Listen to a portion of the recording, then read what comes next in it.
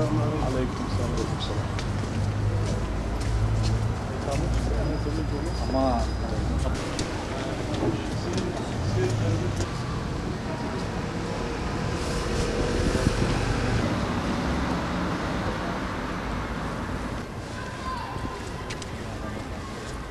bizleri 11 ayın sultanı, başı rahmet, ortası mağfiret, sonu cehennemden azat olan, şeytanların zincire vurulduğu, cehennem kapılarının kapandığı, cennet kapılarının açıldığı, Ramazan ayı insanlara yol gösterici, doğruyu ve doğruyu eğriden ayırmanın açık delilleri olarak Kur'an'ın indirildiği aydır. Müslümanlar gaflet uykusunda, Rabbim onları uyandırsın. Evet, Ramazan ayı ibadet ayıdır dedik. Ramazan ayı etkinliklerin, eğlencelerin ayı olamaz. Müslümanların 5 vakit namazlarını camide cemaatle eda edecekleri, mukabelesine katılacakları, teravihlerine coşkulu bir şekilde gidecekleri öylesine mübarek bir aydır. Oruç tutanlar ve teravih kılanlar için cennetleri süsle.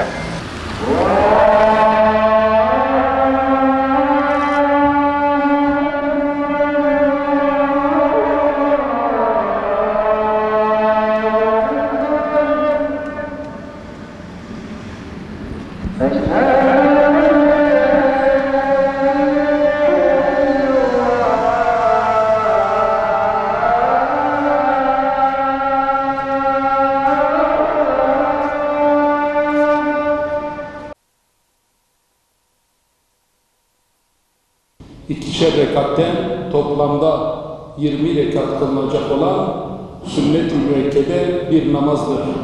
Niyeti şu şekilde olacaktır. Niyet ettim Allah rızası için 2 rekat sünnet olan teravih namazını kılmaya uygun hazır olan imama cemaat ile kılacaksa niyetimiz bu şekilde olacaktır. Şafii mezhebine mensup olan kardeşlerimiz eğer ki üzerlerinde kaza namazları var ise onlar teravih namazına değil de sabah namazının kazasına niyet getirerekten en azından üzerlerinde bulunan kaza namazlarını da bu şekilde eda etmiş olacaklardır. Hanefi mezhebinden kardeşlerimiz soruyorlar, hocam bizler ne şekilde kılacağız? Onlar da bize uyup aynı şekilde namazlarını eda edeceklerdir. Rabbim Celle Celaluhu kıldığımız namazları, tutacağımız oruçları dergah hizmetinde kabul buyursun inşallah.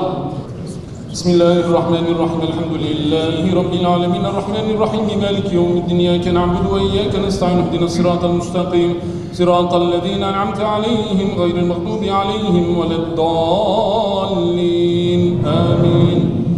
Bismillahirrahmanirrahim. تبت يدا أبي لهب وتب ما أغنى عنه ماله وما كسب سيصلى نارا ذات لهب وامرأته حمالة الحطب في جيدها حبل من مسد. الله أكبر. سمع الله لمن حمده. الله أكبر. الله أكبر. الله أكبر. الصراط المستقيم صراط الذين أنعمت عليهم غير المغضوب عليهم ولا الضالين. آمين. السلام عليكم ورحمة الله. السلام عليكم ورحمة الله. شفيع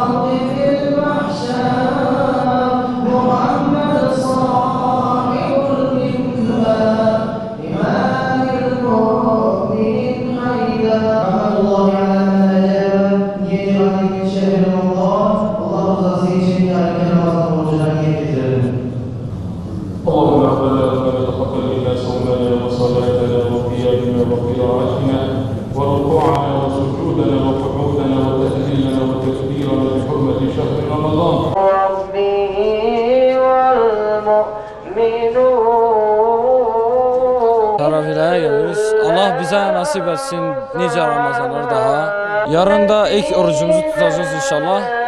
İnşallah Allah bize hepsini tutmayı nasip etsin inşallah. Bu Ramazan'ı inşallah Allah'ın izniyle namaz, oruç, Kur'an-ı Kerim okumakla, ibadetlerle geçireceğiz inşallah. Buradan gençlere de mesajım var. Yani bu Ramazan bir fırsat inşallah yani değerlendirirler.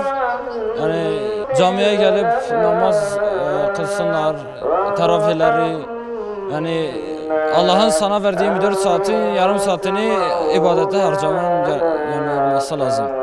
Bu Ramazan'ın tüm İslam halkına barış ve huzur getirmesini dilerim. Arkadaşlarımla Ramazan'a teravihe geldik. Şimdi de eve gideceğiz. Bu Ramazan'da bütün oruçlarımı tutacağım inşallah Allah'ın izniyle. Ben camiye geliyorum, Kur'an'ımı da okuyorum, vakit namazlarımı da kılıyorum. Arkadaşlarımla beraber geliyorum, Kur'an okuyorum, onlarla namaz kılıyorum. Ramazan'ın birinci gün teravih namazına geldik. Teravih namazımı kıldık. Yatsı namazımızı cemaat kıldık. Sünnetlerimizi kıldık, duaları ettik. Teravih namazı Peygamber Efendimiz'den kalma bir sünnettir. Ümmeti üzerinde bir sünnetidir. Biz de bu Resul-i Ekrem'e, bu Peygamber Efendimiz'e uyarak bu sünneti yerine getirmek istedik. Peygamber Efendimiz'in bu hususta hadis-i şerifi vardır. Benim sünnetlerime ümmetim uysun.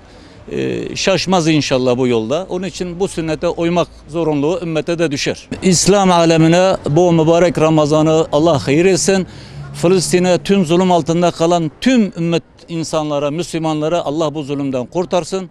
Ve Yüce Rabbim bu mübarek Ramazan'ın hayrına, bereketine bizi affetsin. İlk teravih namazımız mübarek olsun.